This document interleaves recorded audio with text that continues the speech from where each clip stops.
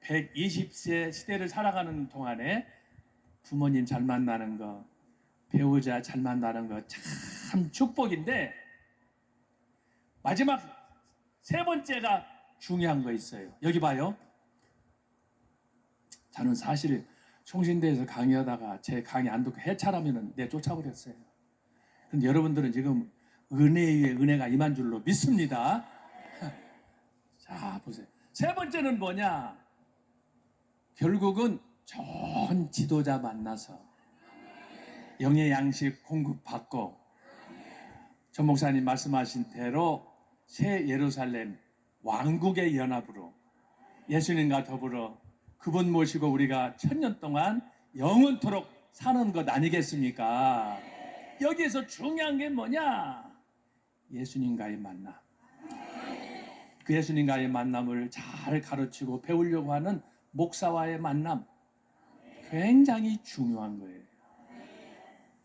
제가 이 시간에 여러분에게 드리려고 하는 말씀은 뭐냐? 저는 영국에서 오래전에 10년 동안 유학 생활을 했어요.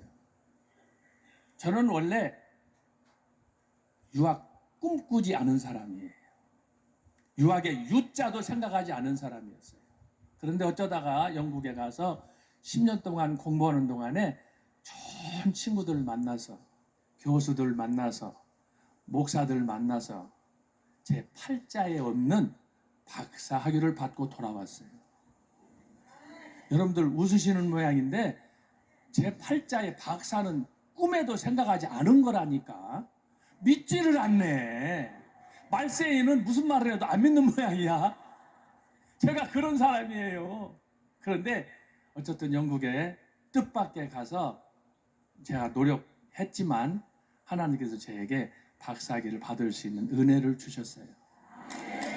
그 축복으로 참 감사하게도 세계적으로 단일 신학대학원으로서는 가장 큰 보수적인 학교가 우리나라의 타당동 총신대학교 신학대학원이에요. 옛날에는 신학대학원만 3,000명, 4,000명이었어요. 종합대학처럼. 지금은 이제 인구도 줄고 여러 가지 또 코로나도 있고 영향 때문에 학생들이 계속 줄어갑니다만은, 어쨌든 저 같은 사람이 부족하지만 총신대학교 신학대학원에서 역사를 강의하다가 은퇴를 했는데, 참 돌아보면 꿈 같은 세월이에요. 그런데 은퇴할 쯤 해서 제가 한 선배 교수님이 저에게 서 교수님 왜 그렇습니까? 나랑 광화문 한번 가자는 거예요. 광화문은 늘 가는데, 그런데 특별한 모임이 있다는 거예요. 그래서 그분 따라서 광화문을 갔다가 그 광화문 현장에서 전광훈 목사님을 만났어요. 제가 여러분 얘기합니다. 박수 치지 마라. 아직은. 이따가 치라고 할 때 세게 쳐. 몰아쳐서 쳐요. 자, 첫 번째는 부모님과의 만남, 두 번째는 배우자와의 만남, 세 번째는 그 어떤 모임보다도 예수님과의 만남. 그래야 우리가 천국을 간다 그랬는데, 그 천국 가는 복음 진리를 배울 수 있는 그 길을 열어준 여러분이 섬기시는 교회 목사님들이 많지만, 저는 광화문에서 전광근 목사님을 통해서 새롭게 제가 눈을 떴습니다. 두 가지예요. 한국에 수많은 목사들, 약 6만 명이 있다고 하는데, 그 중에 어떤 목사도 나라가 위급하다, 나라를 살려야 되겠다, 아까 여러분 들으셨지만 문재인한테 문재인은 간첩이다 한 사람도 없어요. 그때는 문재인의 정권이 살아있을 때예요. 간첩이다. 이야, 그래서 감옥에도 3번 가셨다고 그러잖아요.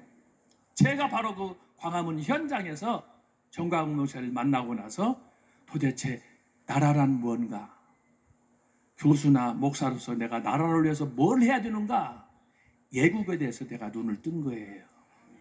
그래서 우연찮게 친구 따라서 광화문 갔다가 전광훈 목사님의 연설을 듣고 제가 도와야 되겠다, 그렇게 해서 이제 애국운동을 참여를 하게 됐는데, 그것도 감사해야 되지만 아직 박수 치지 말라니까. 두 번째는 뭐냐? 야, 전광훈 목사님 애국 운동을 하면서 이렇게 지방 순회를 하면서 보니까 성령의 나타남, 오늘 하시는 이 사경회처럼 말씀 사경회를 하시는데 제가 충격을 받았어요. 여러분, 제 이름이 요한이에요. 모르셨어요? 아셨어요? 다 모르셨구만. 보통 서우는 게 아니네. 자, 그 얘기는 내가 무슨 얘기 하려고 그러냐. 조상 때부터 제가 모태 출신이에요. 어려서부터. 그래서 어려서부터 쭉 다니면서 지금까지 설교를 듣기는 얼마나 많이 들었으며 강의를 얼마나 많이 들었으며 한국에서도 부족해가지고 영국 가서도 10년 동안 강의 안 들어본 게 없이 다 들었어요.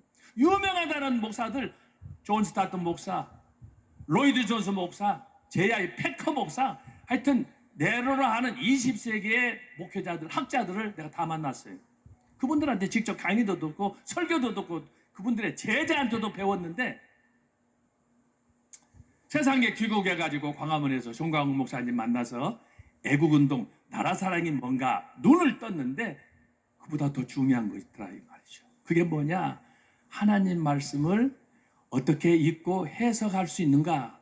어떻게 이 말씀을 삶 속에 적용할 수 있는가? 솔직하게 말하면 제가 처음으로 영적으로 눈을 떴어요. 그것이 뭐냐? 전 목사님이 어느 날 제가 찾아뵙고 이제 대화를 하는 중에 저한테 전광훈 목사님의 이 말씀표를 선물로 주셨어요. 이렇게 보니까 제목만 대충 나와 있고 어떤 것들은 그림으로 나와 있고 그런 얇은 책인데 앞에 페이지를 딱 열어서 봤더니 목차에 여기 떴죠? 제목에 쭉 1번부터 보니까 이야, 이 제목들이 다 하나같이 범상치 않은 거예요. 여러분, 제가 모태 출신이라니까? 저도 신학할 만큼 총신대에서 7년 하다가 영국 가서 10년 공부하고 교수로 다 평생을 그렇게 산 사람이라니까. 여러분, 믿는 사람이 한 사람도 없는 것 같아. 근데 왜 소리가 적어? 자, 그랬는데 여기 말씀표를 보니까 보세요. 자, 1페이지, 첫 페이지 딱 1번을 보세요. 여기 1번이 뭐라고 그랬어요? 7대 명절로 나타난 그리스도. 제가 처음 보는 제목이에요. 자, 그 다음 넘겨보세요. 창세기 1장에 창조로 나타난 그리스도. 처음 보는 거예요. 제가 모태 출신으로 주일학교 때부터 쭉 신학대학원까지 목사 안수 받고 영국 유학 갔다 오고 교수 생활하고 은퇴까지 했는데 창세기 1장의 창조, 천지 창조로 나타나는 그리스도. 천지 창조가 일주일 동안 진행이 되잖아요. 근데 어떻게 그것을 예수님과 연결해서 이것을 신학적으로 해석하느냐? 제가 처음 보는 거예요. 여러분, 제가 영국에 있으면서 10년 있는 동안에 공부하기 싫었는데 처음에 가가지고는 내가 무슨 학자가 되고 교수가 되고 박사가 되고 야, 코끼리가 웃을 일이다. 그런 생각을 했던 사람이에요. 그래서 저는 단순하게 나는 가서 설교나 배우고 제자훈련이나 하는 걸 배우고 나는 조그마한 교회에서 목회나 해야지 그런 꿈만 가지고 갔던 사람인데 거기 가서 세계적으로 유명한 닥터 마틴 로이 존스 그분이 세운 학교 또 그분의 제자였던 존 스타트 박사 여러분 신학 다니는 목회하는 한국의 목회자들이 모르는 사람이 없을 정도예요. 그 정도로 유명한 사람이에요.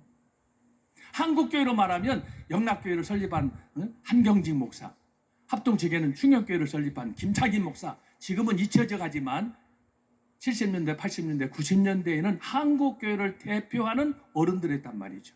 그런데 이 두 분은 전 세계 교회를 대표하는 설교자의 대표다 이 말이죠. 그분들을 내가 어떻게 생전에 만나서 그분들이 세운 학교에 가서 강의 듣고 직접 만나서 내가 지낼 수 있었다. 야, 지금 유학 가면은 꿈 같은 얘기예요. 그래서 그분들한테 가서 강의 듣고 설교 듣고 다 했지만 그분들 어느 누구도 그분들은 20세기 사람인데 초대교회로 가자면 바울 이후에 제가 어거스틴도 공부해보고 종교개혁자 하도 여러분 많이 들었을 텐데 마틴 루터도 해보고 그렇게 보수주의 신학을 틀을 놓았다는 존 칼빈도 연결해서 제가 존 칼빈도 논문도 써보고 다 해봤어요. 심지어 스펄전 2000년 역사의 스펄전은 강단의 황태자라고 불리는 사람이에요. 찰스 헤돈 스펄전 대단한 사람이에요. 그런 사람들의 책을 읽고 전기를 읽으면서 제가 논문도 쓰고 책도 내고 제가 많이 했는데 그분들 어느 누구도 기독교 2000년 사이 사도 바울 이후에 오늘 여기가 제가 100여 가지의 주제가 나오는데 제가 한 3개만 얘기했어요.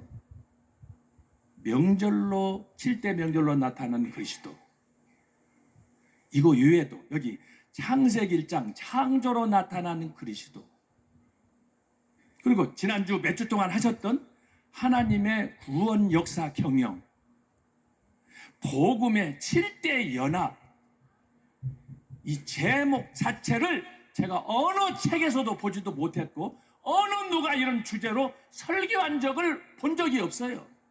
여러분 혹시라도 서희환 교수가 거짓말하나 모르는데 제가 영국 가가지고 설교에 미쳐서 로이드 존스 목사님, 존 스타트 목사님, 영국의 유명하다는 목사들 70년대, 80년대, 90년대에는 요즘같이 핸드폰이 없을 때니까 테이프로 90분짜리 테이프로 녹음할 때예요. 그 녹음 테이프가 지금 우리 집에 열어보지도 않았는데 내가 처음 얘기하는 거예요. 우리 집에 박스 뜯지 않은 채 1000개가 있어요. 1000개. 1000개면은 5년 동안 풀타임으로 강의 들을 때 다 녹음해야 되는, 거기다 쏟은 돈이 얼마인 줄 알아요?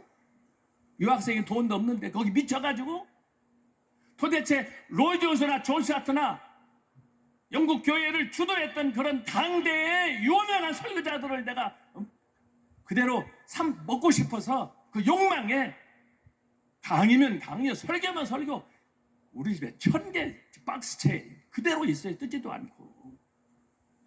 그 강의를 듣고 내가 은혜를 받아가지고 그렇게 해서 강의하고 교수하고 하다가 은퇴를 하고 났는데 정광훈 목사님을 만나면서 저의 꿈이 다 깨져버린 거예요. 그것이 뭐냐?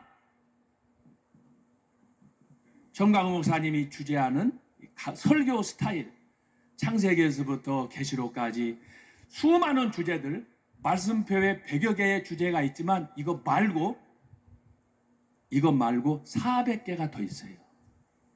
놀래지도 않아. 하여튼 대구는 좀 특별한 동네 같아. 여기가 뭐 분지가 꺼져서 그런다며? 해도 너무해. 말씀표의 주제가 100여 가지인데 이거 말고 400가지다. 그 400가지의 주제가 처음 들어보는 주제예요. 제가 그래서 이 말씀표를 보고 나서 이야 대단하다. 그래서 이 말씀표를 근거해가지고 내가 논문을 썼어요. 최초로 썼어요. 전광훈 목사 설교 심층 분석. 이거 사서 읽어보신 분 손 들어봐. 정말 창피해서 손 내려.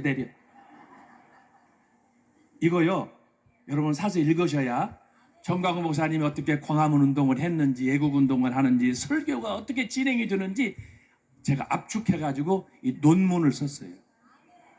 이 논문 쓰다가 내가 머리 반절은 빠져버렸어요. 자, 어쨌든 여러분 이 전광훈 목사 설교 심층 분석을 여러분들이 반드시 사서 읽어보시는데 시간이 많이 가기 때문에 제가 3가지로 정리하겠어요. 아까 보셨던 전광훈 목사님의 말씀표를 보면 주제가 전체로 하자면 한 500여 가지 주제가 되는데 그 주제들이 담고 있는 성경의 그 가르침을 압축하는, 그런데 이 주제들은 뭐냐? 아까 제가 말씀한 것처럼 기독교 역사 2000년 사도 바울 이후에 누구도 명쾌하게 창세기 1장 천지창조에 나타난 그리스도에 대해서 해석한 사람이 없어요.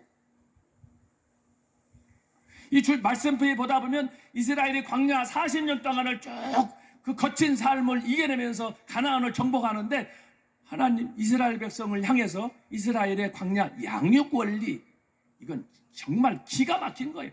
누구도 시도하지 않는 주제가, 오늘 여러분 맛을 보셨지만 지금 몇 주 동안 광화문에서 다니엘서 강의하시잖아요. 이야, 이 말씀 듣고도 깨닫지 못하는 특별히 한국교회 목회자들 정신 차려야 되는 거예요. 제가 총신대에서 학부 때부터 공부하고 영국 가서도 공부했지만, 특별히 목사들에게, 신학교 교수들에게 있어서, 특별히 성경신학에 있어서 금기사항이 뭐냐? 다니엘서하고 요한계시록 해석을 피하는 거예요. 안 해요, 잘. 왜? 모르니까. 모르는데 잘못 건들면은 신학이 좌경화됐다 해서 추방당하고 잘리기 때문에 해도 조금 하고 깊이 있게 안 해요. 잘 몰라요. 그나마 전공 과목으로 구약에서 다니엘을 하거나 신약에서는 요한계시록 하나 하는 사람들이나 좀 아는 거지, 구약 신학 한다고 해서 다니엘서 아는 게 아니에요. 신학 신학을 한다고 해서 요한계시록을 해던 게 아니에요. 그런데 문제가 뭐냐? 세계에서 가장 보수적인 신학교라고 하는 총신대학교 신학대학원에서 제가 이걸 배운 적도 없고 누가 가르쳐주지도 않고 지금도 마찬가지예요.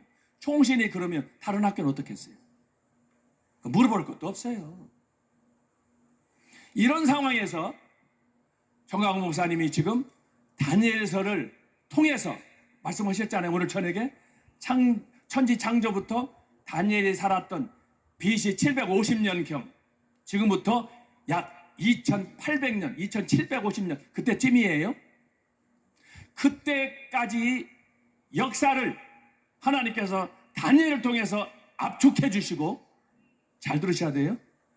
다니엘을 통해서 이후의 전개들, 지금 다니엘이 BC 750년이니까 지금 2024년이잖아요. 합쳐보면 얼마야? 약 2800년 전에 하나님께서 다니엘을 통해 주신 그 복음의 메시지가 예수 그리스도를 통해서 이루어지고, 그 역사는 조만간 예수 그리스도의 재림을 통해서 완성될 것이다. 그것을 전광훈 목사님이, 여러분 지난주에 초등학교, 중학교 성적 봤어요? 안 봤어요? 절대 소문낼 일은 아니에요. 자, 이런 분이 교수도 박사도 목사도 누구도 알 수 없는 그 하늘의 비밀을 다니엘서 하면은 가장 난해한 성경인데, 그것을 완전히 통달해 가지고 우리에게 마치 어린 아이에게 입에다가 밥을 넣어주듯이 입 벌려라, 삼켜라, 하나하나 또박또박 쉽고도 명쾌하게 가르쳐주지 않아요? 저기가 그래서 저 목사님을 하나님께서 특별히 혼란한 우리 한국교회, 우리 한국 국민을 위해서 하나님께서 보내신 선각자요 선지자라고 하는 거예요. 여러분 70년대 80년대 저도 오살리도 가보고 하늘산도 가보고 감남산도 가보고 흰돌산도 가보고 어지간히다도 쫓아다닌 사람이에요. 한국교회 거쳐간 부흥사들, 기사성 같은 사람 한둘입니까? 그러나 그분들 가운데 어느 누구도 저 목사님처럼 이렇게 명쾌하게 창세기부터 출애굽기로부터 5대 제사로부터 요나서로부터 호세아로부터, 이야, 주제마다 진짜 감동적이에요. 그런데 주변에 보면 뭘 알지도 못하고 뭐 들어보지도 않은 종자들이 정광훈 고개부터 돌리고 말아요. 들을 게 있는 사람은 들을 줄로 믿습니다. 특별히 한국교회 목회자들이 깨어나서 나는 뭘 설교하는지 모르겠어. 아까 저 목사님께서 여러분 질문하셨잖아요. 여러분 다니엘서 이런 해서 들어보셨어요? 그러니까 뭐라고 그랬어요? 안 들었다고 그랬잖아요. 내 얘기가 아니에요. 그런데 왜 이런 하나님께서 경고의 메시지를, 사랑의 메시지를 주는데도 불구하고 귀를 닫고 들으려고 하지 않는지, 그것이 곧 뭐냐? 자기도 죽고 성도들도 죽이는, 결국은 한국교회를 죽이는 비극을 초래하는 장본인이다, 저는 그렇게 생각하는 거예요.